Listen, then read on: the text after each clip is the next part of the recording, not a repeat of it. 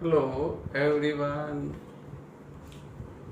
આજે સ્વાધ્યાયમાં example 3 VSQ ની અંદર પૂછી શકાય. એક્ઝામ્પલ નહીં, દાખલો નહીં પણ દાખલી કહી શકાય. 2μc અને -2μc ના વિદ્યુતભારો એકબીજાથી 6 સેન્ટીમીટરના અંતરે મૂક્યા છે. તો કેટલા અંતરે સમસ્થિતિમાન પૃષ્ઠ મળશે? સમસ્થિતિમાન પૃષ્ઠ એટલે એવું પૃષ્ઠ કે જેના દરેક બિંદુએ વિદ્યુત સ્થિતિમાનનું મૂલ્ય સમાન હોય. તો વિદ્યાર્થી મિત્ર, બંને વિદ્યુતભારોને જોડતી રેખાના મધ્ય બિંદુ પર એક પૃષ્ઠ આપણે જો વિચારીએ તો અહીંયા સ્થિતિમાન આનું પ્લસ મળશે અને આનું સ્થિતિમાન કેવું મળશે? માઇનસ. ઓકે, એટલે આ પૃષ્ઠ પરના દરેક બિંદુએ વિદ્યુત સ્થિતિમાન સમાન અને શું બનશે? શૂન્ય. તો આ પૃષ્ઠને સમસ્થિતિમાન પૃષ્ઠ ગણી શકાય. સમજાય? આ પ્લસ વિદ્યુતભાર એટલે આનું 3 સેન્ટીમીટરના અંતરે સ્થિતિમાન પ્લસ મળવાનું. માઇનસ વિદ્યુતભાર એટલે આનું 3 સેમીના અંતરે સ્થિતિમાન માઇનસ પડવાનું. એટલે જેટલું પ્લસ એટલું જ માઇનસ, એટલે અહીંયા કુલ સ્થિતિમાન 0. આ દરેક બિંદુએ વિદ્યુત સ્થિતિમાન કેટલું હશે? 0. એટલે એક્ઝેક્ટ મધ્ય બિંદુએ સમસ્થિતિમાન પૃષ્ઠ મળશે.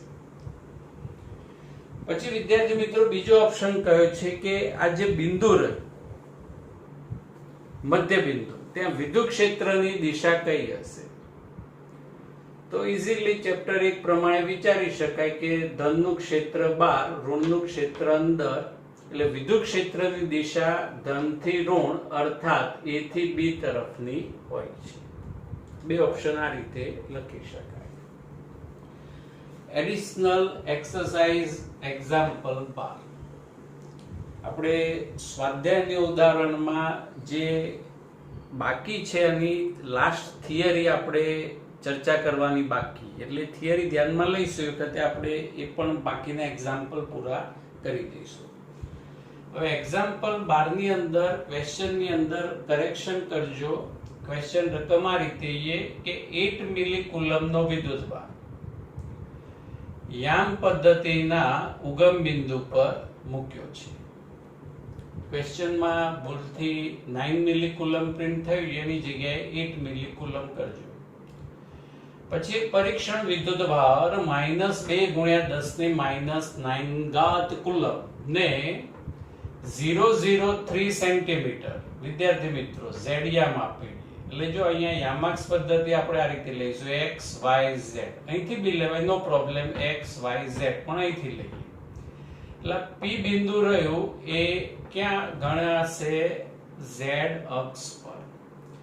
પછી આ વિદ્યુતભારને, આ Q0 ને, પરીક્ષણ વિદ્યુતભારને આ 003 સેન્ટીમીટર પરથી R બિંદુ એટલે 069 સેન્ટીમીટર પર લઈ જવાનું. એટલે y અને z યામ છે, y અને z યામ એટલે yz સમતલનું બિંદુ R આવશે. અને ત્યાંથી આ વિદ્યુતભારને 040 સેન્ટીમીટર વાળા બિંદુએ લઈ જવાનું. એટલે y અક્ષ પરનું y યામ છે એટલે y અક્ષ પરના બિંદુ પર લઈ જવાનું. તો આ Q0 વિદ્યુતભાર પર થતું કાર્ય શોધો.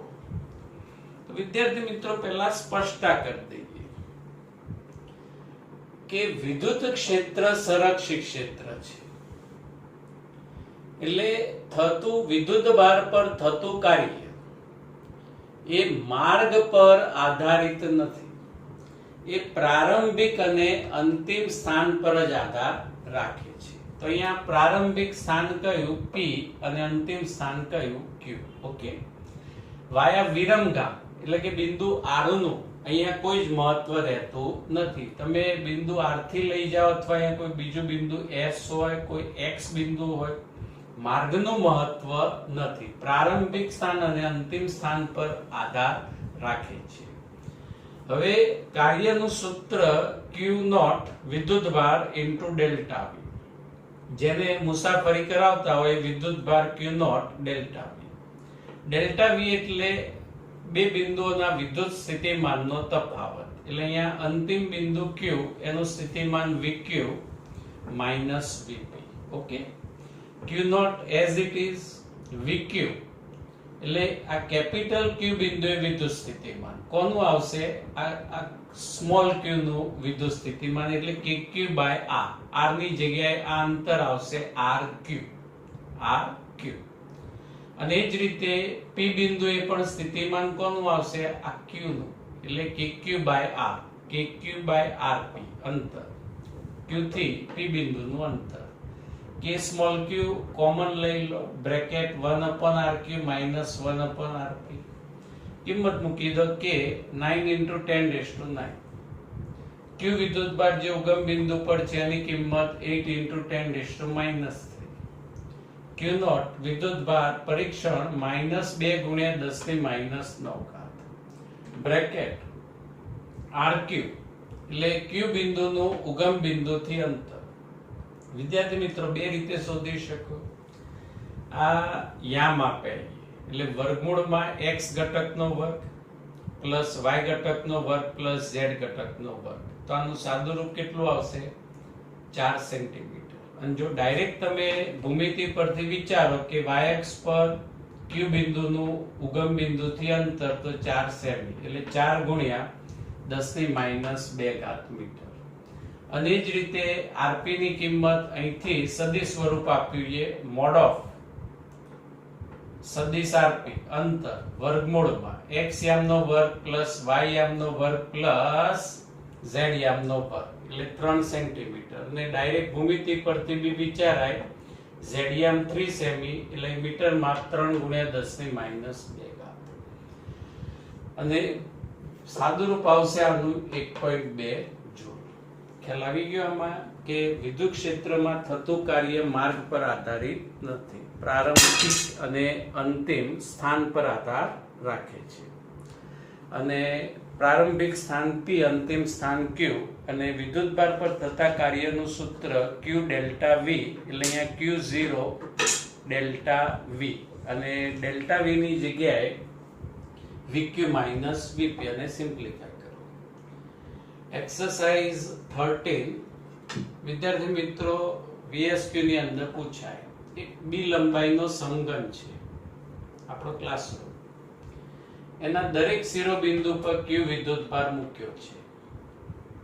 કેટલા શિરોબિંદુ હોય? 4 ઉપર 4 નીચે 8 શિરોબિંદુ હોય એટલે 8 વિદ્યુતભાર મૂક્યા. તો સમઘનના કેન્દ્ર પર કુલ વિદ્યુત સ્થિતિમાન અને વિદ્યુત ક્ષેત્ર શોધો. તો સમઘનના કેન્દ્ર પર કુલ વિદ્યુત સ્થિતિમાન પહેલા સૂત્ર જોઈએ. 8 વિદ્યુતભાર એટલે 8 ગુણ્યા સૂત્ર કયું આવશે? kq by r. બિંદુવત વિદ્યુતભારના વિદ્યુત સ્થિતિમાનનું સૂત્ર. r નો અર્થ થાય વિદ્યુતભાર અને જે બિંદુએ સ્થિતિમાન શોધવાનું હોય એના વચ્ચેનું અંતર. પણ વિદ્યાર્થી મિત્રો આ અંતર આપણે જાણતા નથી. તો તમે ધોરણ 10 ની અંદર ભૂમિતિમાં પણ આનો ઉપયોગ કરી ચૂક્યા છો સૂત્રનો કે સમઘનનો વિકર્ણ ઘનના વિકર્ણની લંબાઈ. સૂત્ર યાદ છે? વર્ગમૂળમાં L² plus B² plus H². હવે બધા જ માપ સરખાઈએ. B એટલે L ની જગ્યાએ B, B ની જગ્યાએ B, H ની જગ્યાએ પણ B એટલે સિમ્પ્લિફાય √3 B² પણ વર્ગમૂળની બહાર લખીએ તો B. હવે જે અંતર આપણે શોધવું છે ઘનના કેન્દ્રથી શિરોબિંદુનું અંતર, તો વિકર્ણની જે લંબાઈ રહી એનાથી અડધું માપ એટલે √3p/2 આ r ની કિંમત મળી ગઈ. હવે સૂત્ર ઘનના કેન્દ્ર પર કુલ વિદ્યુત સ્થિતિમાન 8 ગુણ્યા k, k ની જગ્યાએ 1/4πε0. ઓપ્શન બધા ε0 માં. q વિદ્યુતભાર અને અંતર r √3p/2. આનું સિમ્પ્લિફાય બાળકો આવશે 4q √3πε0b. વિદ્યુત સ્થિતિમાન સમજાઈ ગયું. હવે વિદ્યુત ક્ષેત્ર તો વિદ્યાર્થી મિત્રો આ Q નું વિદ્યુત ક્ષેત્ર બહારની તરફ, તો એક્ઝેક્ટ સામે જે શિરોબિંદુ આવે એના વિદ્યુતભારનું વિદ્યુત ક્ષેત્ર બહારની તરફ, મૂલ્ય સરખા, દિશા વિરુદ્ધ એટલે 0. એટલે એનો અર્થ એ થયો કે જે સમઘનના શિરોબિંદુ સામસામેના શિરોબિંદુ હોય એમના કેન્દ્ર પર વિદ્યુત ક્ષેત્રના મૂલ્ય સમાન અને દિશા વિરુદ્ધ થશે, એટલે પરિણામી વિદ્યુત ક્ષેત્ર કેટલું મળશે? 0. ઓકે, સમજાઈ ગયું? પછી એક્ઝામ્પલ 14 માં આપણને ટાઈમ થોડોક વધારે જોઈશે, ઇન્ફોર્મેશન કન્ટેન્ટ વધુ.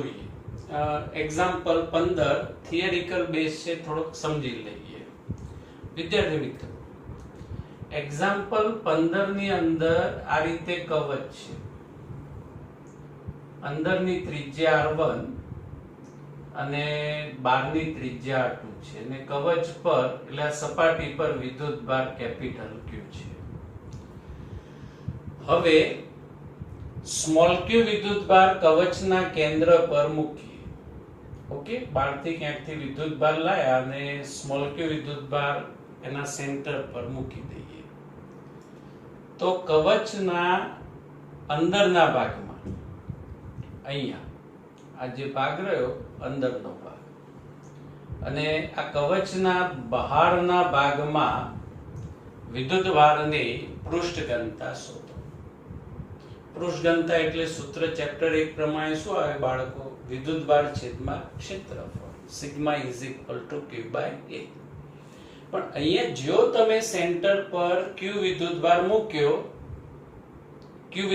મૂક્યો એટલે આ રીતનો ચેન્જીસ થશે. આ Q મૂકેલ વિદ્યુતભાર ધન છે, ઓકે, અને આ સુવાહક છે.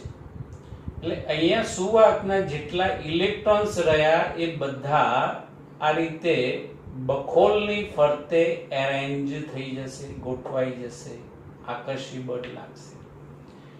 એટલે કે અહીંયા માઇનસ Q વિદ્યુતભાર પ્રેરિત થશે. આપણે આ લખ્યું માઇનસ Q વિદ્યુતભાર, જે ઇનસાઇડ સરફેસ રહી ત્યાં માઇનસ Q વિદ્યુતભાર પ્રેરિત થશે.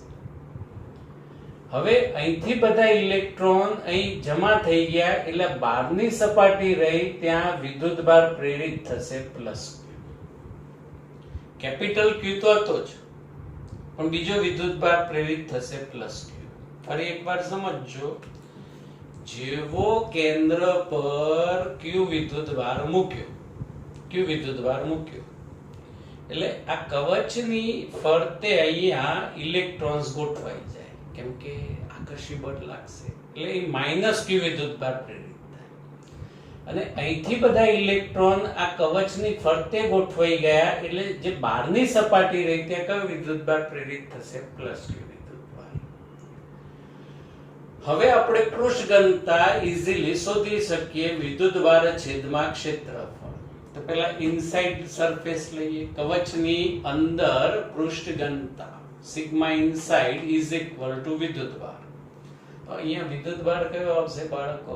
માઇનસ Q અપોન 4 પાઈ R1 સ્ક્વેર. કવચ છે 3 ડાયમેન્શન, અહીં દેખાય છે 2 ડાયમેન્શનમાં વર્તુળ, એટલે ઉતાવળથી પાઈ R1 સ્ક્વેર ના લખતા, કવચ 4 પાઈ R1 સ્ક્વેર.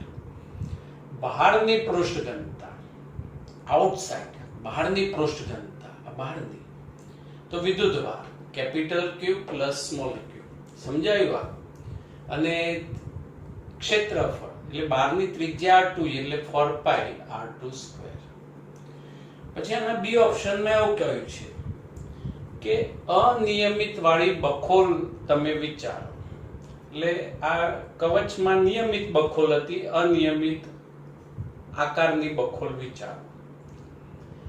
પછી એને બખોલમાં કોઈ વિદ્યુતભાર નથી, તો બખોલમાં વિદ્યુત ક્ષેત્ર શૂન્ય છે તેમ સાબિત કરો. થિયરિકલ પોર્શન એ લગભગ આવું કઈ 3 માર્ક્સમાં પૂછાય નહીં, પણ આપણને જનરલ નોલેજ હોવું જોઈએ. તો આપણે શું કરીશું વિદ્યાર્થી મિત્રો? આ રીતે તૂટક રેખા વડે દર્શાવેલી ગૌસિયન પૃષ્ઠ વિચારીશું. ગૌસિયન પૃષ્ઠનો આકાર અને સાઈઝ ગમે તે હોઈ શકે. હવે આ ગૌસિયન પૃષ્ઠ વડે ઘેરાતો કુલ વિદ્યુતભાર કેટલો થશે? 0, કેમ કે અહીં કોઈ વિદ્યુતભાર છે જ નહીં. અને Q અંદર વિદ્યુતભાર ઘેરાતો વિદ્યુતભાર શૂન્ય એટલે ગૌસના નિયમ મુજબ જો આપણે આ રીતે સમીકરણ લખીએ કે કુલ flux is equal to integration vector E dot vector ds is equal to Q by epsilon 0. હવે ઘેરાતો વિદ્યુતભાર Q શૂન્ય પછી તમે ગમે તેવું સાદું રૂપ આપો વિદ્યુત ક્ષેત્ર બી શું થવાનું સાબિત શૂન્ય એટલે અંદરના ભાગમાં વિદ્યુત ક્ષેત્ર શૂન્ય છે.